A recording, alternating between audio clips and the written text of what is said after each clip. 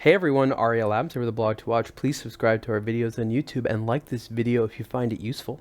This is a review of the Ulysse Nardin Marine Tourbillon. This is one of the newer versions of the Marine Tourbillon. There's been various versions in the past. This uses their in-house made UN 128 automatic movement that has some silicone technology in it. You can see the movement through the case back here. They do a pretty nice job, I think. This watch is essentially I don't want to use the word entry-level price or accessible, but it is a tourbillon that is a well-operating tourbillon with a lot of good performance for a good price. And I want to say that Ulysse Nardin was probably inspired by Tag Heuer, because Tag Heuer came out with their own very affordable tourbillons. And Ulysse Nardin is a company that's been making tourbillons for a long time, said, we can do something like that might be a little bit more expensive, but has a little bit more haute horlogerie to it. And I think that's exactly what they've done. Most people think about tourbillon watches as costing $100,000, and these days you can get great tourbillons for much, much less. So let's put this watch on. It's in steel here on the bracelet.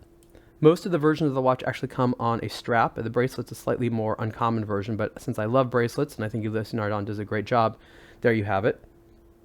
The watch is, I think it's 43 millimeters wide, water resistant to 100 meters. It's basically a sports watch. It's the Marine that we all know and love, which is inspired by literally marine chronometers that Ulysse Nardin used to produce. And on those watches you had well, there were clocks for the most part. You had hour and minutes here, power reserve, and then you would have subsidiary seconds. Rather than the subsidiary seconds, you have a display for the tourbillon, which doubles as the seconds. And as a flying tourbillon, it has no bridge and is quite fun to see. This is a Grand Faux enamel dial, which is another good element to the watch. There's a blue version of this dial as well, but I like the black one, the white with the black a little bit more.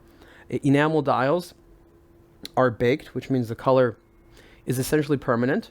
And one of the things I think that Ulysse Nardin did that was very intelligent was use black colored hands. You can see that the areas of luminant are white, but the black colored hands are not polished steel or something like that, and they match with the black Roman numeral hour markers in a very attractive and legible way.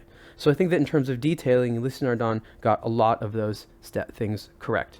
Good polishing throughout the case, maybe a little dirty right now because I've been wearing this, but this is a fun watch to wear. So who is this watch for? Who wants a good, practical, everyday tourbillon? Well, it's for people who love watches and also love the idea that a tourbillon adds movement and a sense of status to the dial. When people see a tourbillon, if they know about watches, that automatically assumes a sense of wealth and status.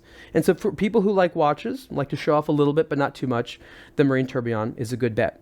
Price on the strap for this watch is $28,000. It's a little bit more on the bracelet. I think that if you were looking for a bold yet classy tourbillon at a reasonable but not totally budget, but of course not overblown price, the Ulysse Nardin Marine Tourbillon is a great bet, and you can see more on aBlogtoWatch. Thanks.